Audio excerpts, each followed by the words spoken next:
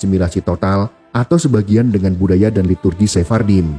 Meskipun subkelompok Sami di dalam komunitas Yahudi Yaman memang sudah mengambil ritus agama yang dipengaruhi budaya Sephardim. Ini dikarenakan alasan teologis dan tidak mencerminkan pergeseran demografis atau budaya. Ternyata ada banyak kisah dan legenda mengenai asal mula kedatangan orang Yahudi di berbagai wilayah Arabia Selatan, termasuk negara Yaman. Salah satu lembaga mengisahkan bahwa Raja Salomo mengirimkan para pelaut atau pedagang Yahudi ke Yaman untuk mencari emas dan perak yang digunakan untuk menghiasi bait suci di Yerusalem.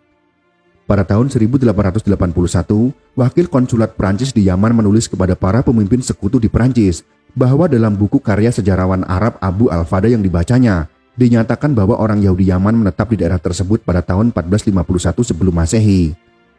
Legenda lain mengatakan bahwa suku-suku Yaman berpindah agama masuk Judaisme setelah Ratu Sheba melakukan kunjungan kepada Raja Salomo. Orang Yahudi Sanaid memiliki legenda bahwa nenek moyang mereka menetap di Yaman 42 tahun sebelum kehancuran bait suci yang pertama. Dikatakan bahwa di bawah pimpinan Nabi Yeremia sekitar 75.000 orang Yahudi, termasuk para imam dan orang Lewi, berpindah ke Yaman. Ada pula legenda yang menyatakan bahwa ketika Imam Ezra memerintahkan orang Yahudi untuk kembali ke Yerusalem, mereka tidak mematuhi perintahnya, sehingga kemudian ia mengeluarkan suatu herem atau larangan atas mereka. Menurut legenda ini, sebagai hukuman atas tindakannya yang gegabah, Ezra ditolak pemakamannya di tanah Israel. Akibat tradisi lokal yang tidak bisa dibuktikan kebenarannya dalam sejarah ini, dikatakan bahwa tidak ada orang Yahudi Yaman yang memberikan nama Ezra kepada anaknya, meskipun semua nama lain dalam Alkitab Ibrani boleh digunakan. Orang Yahudi Yaman mengklaim bahwa Ezra mengutuk mereka menjadi orang miskin karena tidak mengindahkan panggilannya. Hal ini tampaknya telah menjadi kenyataan di mata beberapa orang Yaman, bahkan mayoritas Yahudi Yaman semakin miskin. Namun, sejumlah orang bijak dari Yaman di Israel sekarang dengan tegas menolak kisah ini dan menganggapnya hanya suatu mitos, bahkan merupakan suatu hujatan.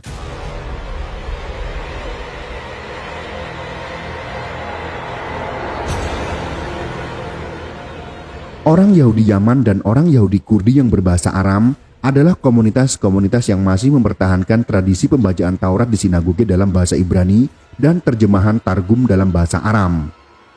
Sejumlah sinagoge non-Yaman mempunyai seorang tertentu yang disebut Baal Koreh yang membaca dari gulungan kitab Taurat ketika jemaah mengeluarkan gulungan Taurat untuk membaca suatu aliyah. Dalam tradisi Yaman, setiap orang dipanggil untuk membaca aliyah dari gulungan kitab Taurat itu sendiri. Anak-anak di bawah usia bar mitzvah sering diberi kesempatan membaca aliyah ke-6. Setiap ayat Taurat yang dibaca dalam bahasa Ibrani diikuti dengan terjemahan bahasa Aram. Biasanya dikidungkan oleh seorang anak kecil. Baik aliyah ke-6 dan Targum mempunyai melodi yang disederhanakan, berbeda dari melodi umum untuk Taurat yang digunakan pada aliyot lain. Sebagai golongan ahlul kitab, yaitu umat kitab suci yang dilindungi, orang Yahudi Yaman hanya diberi jaminan kebebasan beragama ditukar dengan kewajiban membayar jizyah, yaitu pembayaran pajak yang dikenakan pada penganut monoteis non-muslim tertentu, atau yang dikenal dengan ahlul kitab. Sebagai ganti pembayaran jizyah, penduduk non-muslim diberikan jaminan keselamatan